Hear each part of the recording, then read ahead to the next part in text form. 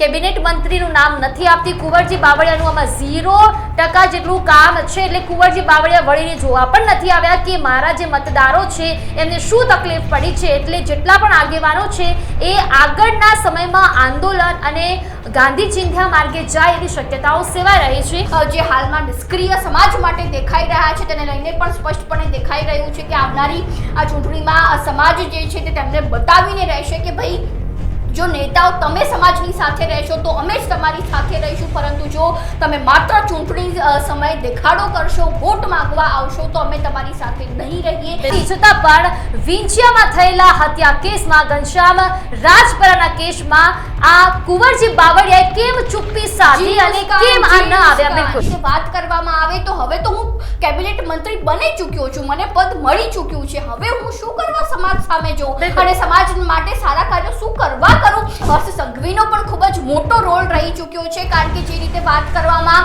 આવે તો કોળી અને ઠાકોર સમાજના આ યુવાનો ઉપર જે રીતે ખોટા કેસ કરવામાં આવ્યા છે તેમને ખરેખર આ બાબત ઉપર ધ્યાન કેન્દ્રિત કરવું જોઈએ।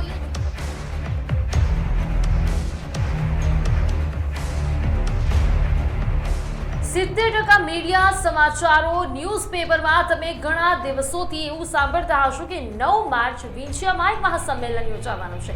આ મહાસંમેલન યોજાઈ ગયું, 9 માર્ચ ગઈ, પરંતુ કુંવરજી બાવળિયા 9 માર્ચમાં યોજાયેલા મહાસંમેલનમાં આખરે કેમ ના આવ્યા? શું છે આના પાછળનું ગણિત? આજે ટુ ધ પોઈન્ટમાં હું તમને જણાવીશ। નમસ્કાર, હું મુસ્કાન અને આપ જોઈ રહ્યા છો લાઈવ 24 ન્યૂઝ ગુજરાત। હાલમાં ગુજરાતનો સૌથી ચર્ચિત વિષય એટલે કોળી ઠાકોર સમાજનું સંમેલન અને રાજકારણમાં પણ હાલમાં સૌથી ચર્ચિત વિષય આ બની ગયો છે। હવે તે વચ્ચે પ્રશ્ન ઉઠી રહ્યો છે કે આટલા મોટા પાયે સંમેલન યોજાયું છતાં પણ ભાજપના કોઈ પણ નેતાનું આ અંગે કોઈ નિવેદન કેમ બહાર ન આવ્યું? ભાજપનો સહકાર આ સંમેલનમાં કેમ જોવા ન મળ્યો જ્યારે વિપક્ષ સતત આ સંમેલનને સહકાર આપી રહ્યો હતો? તે અંગે આજે આપણે આ એનાલિસિસ કરવું છે આ વિડીયોમાં। નમસ્કાર, સ્વાગત છે આપનું ટુ ધ પોઈન્ટમાં। હું છું મેક્ષુ ઠાકર। મારે આ ગુજરાતના ગૃહમંત્રીને કહેવું પડ્યું હતું કે જે વારંવાર એવું કહેતા હોય છે કે કાયદામાં રહેશો તો ફાયદામાં રહેશો, પરંતુ મારે એમને જાહેર મંચ ઉપરથી કહેવું પડ્યું હતું કે આ ઈ કોળી સમાજ છે કે તમને કાયદો ભૂલાવી દેશે અને ફાયદો ભૂલાવી દેશે। કે સાંભળી લેજો સરકાર, આ એ જ કોળી અને ઠાકોર સમાજ છે જે કોઈને મુખ્યમંત્રીની ગાદી ઉપર પણ બેઠાડી શકે છે અને કોઈને મુખ્યમંત્રીની ગાદી ઉપરથી હટાવી પણ શકે છે। ન્યૂઝ ચેનલના માધ્યમથી અનેક ન્યૂઝ ચેનલોએ આ મુદ્દાને પ્રકાશ આપ્યો છે। એ તમામ ન્યૂઝ ચેનલોનો હું આ તકે ખૂબ ખૂબ આભાર વ્યક્ત કરું છું। એમને પણ એકવાર જોરદાર તાળીઓના ગડગડાટ સાથે વધાવી લ્યો। ગઈકાલે 9 માર્ચના દિવસે આ વિંછિયામાં જે મહાસંમેલન થવાનું હતું એ મહાસંમેલન પૂરું થઈ ગયું। હવે તમને થશે કે આ મુદ્દો ફરીથી આજે કેમ ચર્ચાનો વિષય બન્યો છે? ચર્ચાનો વિષય એટલા માટે છે કારણ કે આ મહાસંમેલનમાં 1 લાખ કરતા વધુ વ્યક્તિઓ જોડાયા હતા। કોળી સમાજના અને ઠાકોર સમાજના 1000 જેટલા સ્વયંસેવકો પણ આ મહાસંમેલનમાં ઉપસ્થિત હતા, પણ જેને આમંત્રણ આપવામાં આવ્યું એવા કુંવરજી બાવળિયા જે કેબિનેટ મંત્રી છે તેમના જ વિસ્તારમાંથી તેમને મત આપીને આટલા મોટા બનાવવામાં આવ્યા છે। કેબિનેટ મંત્રી સુધીની સફર એમના જ મત વિસ્તારમાં રહેલા લોકો દ્વારા, એમના જ ગઢમાં રહેલા લોકો દ્વારા એમને કેબિનેટ મંત્રી સુધીની સફર એમના વિંછિયાના લોકો દ્વારા તય કરવામાં આવી। છતાં પણ વિંછિયામાં થયેલા હત્યા કેસમાં ઘનશ્યામ રાજપરાના કેસમાં આ કુંવરજી બાવળિયાએ કેમ ચૂપ્પી સાધી અને કેમ આ ન આવ્યા? બિલકુલ જી મુસ્કાન, હું તમને રોકવા માંગીશ। જે રીતે વાત કરવામાં આવે તો કુંવરજી બાવળિયાએ ક્યાંક ને ક્યાંક એવો વિચાર રાખ્યો હશે કે હવે તો હું પદ ઉપર આવી ગયો છું, હવે મારે સમાજની કોઈ જરૂર નથી। કોળી ઠાકોર સમાજ જે પણ સંમેલન યોજે હવે મારે કોઈ પણ સમાજની જરૂર નથી, કારણ કે એકવાર તો હું કેબિનેટ મંત્રી હવે બની ચૂક્યો છું, મને મારું પદ મળી ગયું છે। જ્યારે મને પદ નહોતું મળતું, જ્યારે હું ચૂંટણીમાં લડતો હતો તે સમયે કોળી ઠાકોર સમાજ સામે હાથ જોડીને વિનંતી કરી હતી કે મને મત માંગો, મત આપો, પરંતુ જે રીતે વાત કરવામાં આવે તો હવે તો હું કેબિનેટ મંત્રી બની ચૂક્યો છું, મને પદ મળી ચૂક્યું છે, હવે હું શું કરવા સમાજ સામે જોઉં અને સમાજ માટે સારા કાર્યો શું કરવા કરું? એ અંગેની વિચારસરણી ચાલી રહ્યા હોય તે રીતનું હાલ સ્પષ્ટપણે દેખાઈ રહ્યું છે, કારણ કે જે રીતે વાત કરવામાં આવે તો 1 લાખ લોકો આ સંમેલનમાં યોજાયા છે અને બીજી બાજુ વિપક્ષ પણ સતત આના ઉપર નજર રાખીને બેઠું છે, સતત નિવેદનો, આકરા પ્રહારો પણ વિપક્ષ દ્વારા કરવામાં આવી રહ્યા છે, છતાં પણ ભાજપ દ્વારા કોઈ પણ નિવેદન કેમ નહીં મુસ્કાન? બિલકુલ અહીંયા સ્પષ્ટપણે દેખાઈ રહ્યું છે કે કુંવરજી બાવળિયા, હાલાકી તેઓ કેબિનેટ મંત્રી છે, કુંવરજી બાવળિયાને ફક્ત એટલું જ કહેવું છે તમે મંત્રી પદ પર હોય, કોઈ બીજા ધારાસભ્યના પદ પર હોય, કોઈ પણ પદ પર હોય, પણ તમારા મત વિસ્તારમાં, તમારા ગઢમાં કોઈ પણ પ્રકારની આવી અનિચ્છનીય બનાવ બને તો તમારે ખડે પગે તમારા જે સમર્થકો છે, તમારા મતદારો છે, તેમના સાથે ઊભું રહેવું અનિવાર્ય થઈ જાય છે. પરંતુ આ અહીંયા રાજકારણ થોડું ઊંધું રમાઈ ગયું છે, કારણ કે કુંવરજી બાવળિયાના વિરુદ્ધમાં આ મહાસંમેલન હોય તેવું લાગ્યું. અને હાલાકી જ્યારે પણ આપણે સંમેલનનું નામ સાંભળતા હોઈએ છીએ એટલે આપણા મગજમાં એક જ વિચાર આવતો હોય છે, કદાચ રાજકીય સંમેલન હોય અથવા તો આ સામાજિક સંમેલન હોઈ શકે છે. અને આમાં સ્પષ્ટ જે ચિત્ર છે, દ્રષ્ટિકોણ છે મહાસંમેલનનો, એ ફક્ત રાજકીય જ રહેલો છે. આના ઉપર ગેનીબેન ઠાકોરે પણ મોટું નિવેદન આપ્યું છે કે જેટલા 91 જેટલા નિર્દોષ લોકો છે, હાલાકી આ નિર્દોષ લોકો એટલા માટે કહી રહી છું, આખો જ્યારે કેસ બન્યો ઘનશ્યામ રાજપરા કે જેમનું હત્યા કરી નાખવામાં આવી, હત્યા કર્યા બાદ જે લોકો હતા, જે એ મત વિસ્તારના જે લોકો છે, તેમને એવું કહ્યું કે હર્ષ સંઘવી સાહેબ નાની નાની બાબતોમાં બધાના સરઘસ કાઢતા હોય છે, તો પછી આ હત્યારો જેને હત્યા કરી છે તેનું પણ સરઘસ નીકળવું જોઈએ. હાલાકી પોલીસ દ્વારાનું સરઘસ કાઢવામાં ન આવીને રોષે ભરાયેલા વ્યક્તિઓએ વિંછા પોલીસ સ્ટેશનની બહાર જઈને પથ્થરમારો કર્યો. પોલીસ અને જે લોકો છે એમના વચ્ચે ઘર્ષણ સર્જાયું અને એમાં 91 જેટલા નિર્દોષ લોકો આમાં ફસાઈ ગયા. અને એ કોળી અને ઠાકોર સમાજના લોકો હતા, તેમના પર એવી કલમો લગાવવામાં આવી જે કોળી સમાજ અને ઠાકોર સમાજના લોકો સહન ન કરી શક્યા અને આખરે તેમને આ મહાસંમેલનનું આયોજન કર્યું અને મહાસંમેલનમાં સીધા પડકાર ફેંક્યા કુંવરજી બાવળિયાને કે તેમનો મત વિસ્તાર છે, કેબિનેટ મંત્રી બન્યા પછી તો કેમ એમને ત્યાં કંઈ પણ કાર્યવાહી ન કરી. જે મિક્ષુ જી મુસ્કાન, આમાં વાત કરવામાં આવે તો હર્ષ સંઘવીનો પણ ખૂબ જ મોટો રોલ રહી ચૂક્યો છે, કારણ કે જે રીતે વાત કરવામાં આવે તો કોળી અને ઠાકોર સમાજના આ યુવાનો ઉપર જે રીતે ખોટા કેસ કરવામાં આવ્યા છે, તેમને ખરેખર આ બાબત ઉપર ધ્યાન કેન્દ્રિત કરવું જોઈએ. જે રીતે કોઈ પણ વ્યક્તિ દ્વારા નાનો મોટો ગુનો કરવામાં આવતો હોય છે, નાની ચોરી કરવામાં આવતી હોય છે, તો સરા જાહેર તેનું સરઘસ નીકળતું હોય છે, પરંતુ અહીંયા જોવામાં આવે તો કોઈ પણ મોટો ગુનો ગુજરાતમાં બની જતો હોય છે ત્યારે હર્ષ સંઘવી ચૂપકીદી સાધીને બેઠા હોય છે. અને ખરેખર હર્ષ સંઘવીએ પણ આ કોળી ઠાકોર સમાજને ખરેખર સહકાર આપવો ખૂબ જ જરૂરી હતો, પરંતુ અહીંયા પણ હર્ષ સંઘવી ચૂપકીદી સાધીને બેસી ગયા છે. અને ત્યારબાદ જ્ઞાતિવાદની જો વાત કરવામાં આવે તો ગુજરાતમાં અતિશય જ્ઞાતિવાદ મુસ્કાન જોવા મળી રહ્યો છે. જ્યારે મહેસાણામાં પાટીદાર અનામત આંદોલન થયું તો યુવાનોને જે કેસ લાગુ કરવામાં આવ્યા હતા, જે કેસ તેમના ઉપર થયા હતા, અને હાલમાં તે કેસ પાછા ખેંચી લેવામાં આવ્યા છે. એટલે કે પાટીદારો ઉપર જે છે તે સરકાર પૂરેપૂરી જે છે તેમને સહકાર આપી રહી હોય તો સ્પષ્ટપણે દેખાઈ રહ્યું છે. જ્યારે બીજી બાજુ કોળી ઠાકોર સમાજને તો ભાજપના નેતા દ્વારા કોઈ નિવેદન જ નથી આપવામાં આવતું, સહકાર જ નથી આપવામાં આવતો. તો અહીંયા સરકાર સ્પષ્ટપણે આપણે જોઈ શકીએ છીએ કે કોળી ઠાકોર સમાજ, દલિત, ક્ષત્રિય આ સમાજને સહકાર નથી આપી રહી, પરંતુ અહીંયા પાટીદાર સમાજના 137 કેસ છે મુસ્કાન, છતાં પણ તે કેસને પાછા ખેંચી લેવામાં આવ્યા છે. તો હાલમાં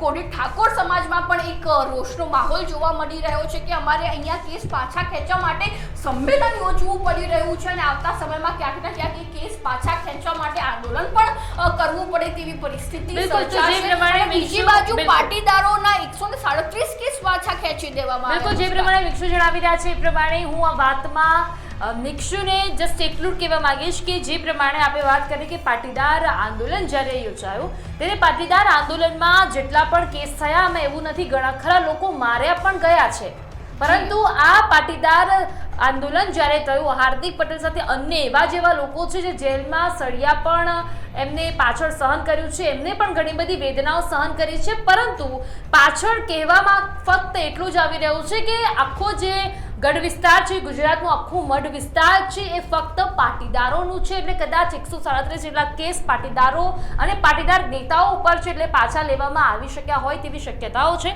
અને આના જ કારણે મહાસંમેલન યોજવાનું કારણ ફક્ત એમનું એટલું જ હતું. જ્યારે પણ તેમને ગાંધીનગર આવીને પ્રેસ કોન્ફરન્સ યોજી ત્યારે પ્રેસ કોન્ફરન્સમાં તેમણે ઘણા 9 મુદ્દાઓ પર ચર્ચા કરી હતી. વ્યક્તિ અને 9 મુદ્દાઓને લઈને જ આ મહાસંમેલન યોજવામાં આવ્યું હતું, પરંતુ એ 9 મુદ્દાઓ ક્યાંક ને ક્યાંક સાઈડમાં મૂકવામાં આવ્યા છે. પરંતુ અત્યારે કુંવરજી બાવળિયા આ સંમેલનમાં કેમ ના આવ્યા તેને લઈને સૌથી વધારે ચર્ચા થઈ રહી છે. જ્યારે પણ તેમણે પ્રેસ કોન્ફરન્સ યોજી ત્યારે પ્રેસ કોન્ફરન્સમાં સૌથી પહેલા એમ કહેવામાં આવ્યું હતું કે 38% વસ્તી હોવા છતાં કોળી સમાજ માત્ર વોટ બેંક તરીકે ઉપયોગ કરવામાં આવે છે. તો ભાઈ, તમે જ્યારે પણ મહાસંમેલન યોજો છો તો સામાજિક મહાસંમેલન એટલા માટે કહી રહી છું કારણ કે ઘનશ્યામ રાજપરાને ન્યાય આપવા માટેનું આ સંમેલન હતું, નહીં કે પછી તમારે રાજકીય સંમેલનના રીતે આ સંમેલનને જોવાનું હતું. પરંતુ જ્યારે પ્રેસ કોન્ફરન્સ સામે આવી ત્યારે 38% વસ્તી ધરાવતું આ કોળી અને ઠાકોર સમાજને ફક્ત વોટ બેંક તરીકે ઉપયોગ કરવામાં આવે છે તેવું પહેલું જ લેટરમાં લખવામાં આવ્યું અને લોકોની શંકા એવી ગઈ કે આ સામાજિક મહાસંમેલન નથી, આ રાજકીય સંમેલન છે. અને ખરેખર આ મહાસંમેલન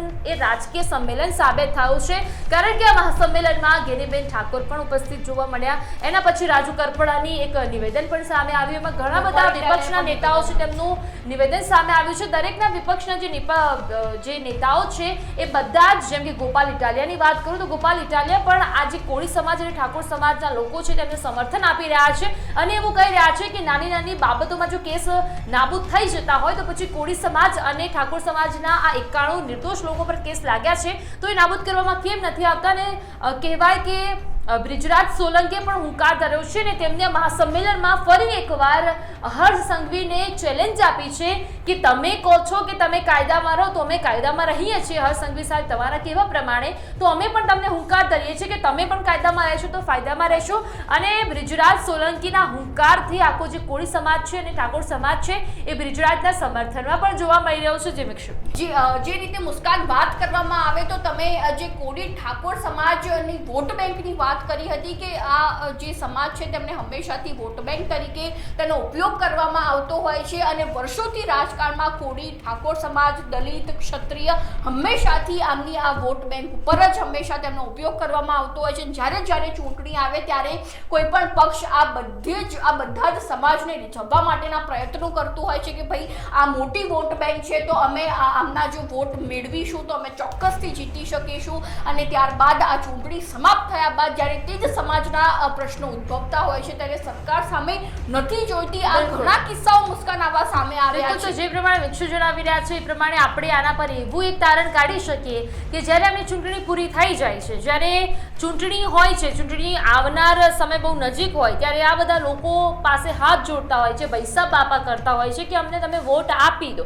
અને પછી જ્યારે ચૂંટણી જીતી જાય છે એના પછી જે મતદારો છે એ આ નેતાઓ પાસે હાથ જોડે છે કે અમારું આટલું કામ કરી આપો. એટલે કે ચૂંટણી પૂરી થઈ જાય પછી હું આ રહ્યું અને હું એમ આ, એટલે તમે કોણ ને અમે કોણ જેવી સિચ્યુએશનનું અહીંયા નિર્માણ થાય છે. અને ખાસ આપણે એક આવી ચૂંટણી નથી, ઘણી બધી ચૂંટણીઓ તમે જોઈ છે કે જેમાં જે મતદારો છે એમની હાલત પાછળથી ખૂબ જ કફોડી બનતી હોય છે. હવે તમને થશે કે આ 9 માર્ચનું જે મહાસંમેલન છે એ શું 9 માર્ચનું જ મહાસંમેલન અટકી જશે, શું હવે આગળ સંમેલન થશે? પરંતુ અમારું એનાલિસિસ એવું કહી રહ્યું છે કે આ સંમેલન હજી પણ આગળ થશે. આંદોલનના ઈંધાણ સેવાઈ રહ્યા છે કારણ કે પાટીદારોના આંદોલનમાં 137 યુવા હતા, એમના કેસ નાબૂદ થઈ ગયા છે, સરકાર દ્વારા જ પરત ખેંચવામાં આવ્યા છે. તો પછી સરકાર એવું કહેતી હોય કે 38% વોટ બેંક છે કોળી સમાજની, તો પછી 91 જેટલા નિર્દોષ લોકો પર આ કડક કાર્યવાહી કરવામાં કેમ આવી તેને લઈને જેટલા પણ સમાજના આગેવાનો છે, મારા શબ્દો ધ્યાનથી સાંભળજો, હું સમાજના આગેવાનો કહી રહી છું, હું કેબિનેટ મંત્રીનું નામ નથી આપતી. કુંવરજી બાવળિયાનું આમાં 0% જેટલું કામ છે. એટલે કુંવરજી બાવળિયા વળીને જોવા પણ નથી આવ્યા કે મારા જે મતદારો છે એમને શું તકલીફ પડી છે. એટલે જેટલા પણ આગેવાનો છે એ આગળના સમયમાં આંદોલન અને ગાંધી ચિંધ્યા માર્ગે જાય એવી શક્યતાઓ સેવાઈ રહી છે.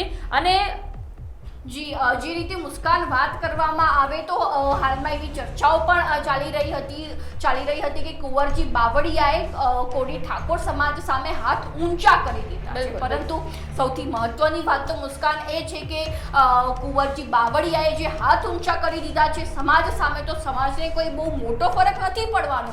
જો નેતાઓ તમે સમાજની સાથે રહેશો તો અમે જ તમારી સાથે રહીશું, પરંતુ જો તમે માત્ર ચૂંટણી સમયે દેખાડો કરશો, વોટ માંગવા આવશો તો અમે તમારી સાથે નહીં રહીએ. એ સ્પષ્ટ આપણને દેખાઈ આવે છે. મુસ્કાન, બિલકુલ. તો જે પ્રમાણે આ ચર્ચાઓ અત્યારે જોર પકડ્યું છે, ચર્ચાઓ હજી પણ આગળ મંડી રહેશે, કારણ કે આ સંમેલન એ 1, 2, 3 વ્યક્તિઓનો સમૂહ નહોતો, પરંતુ આ સંમેલન પૂરા 1 લાખ વ્યક્તિઓનો સમૂહ હતો.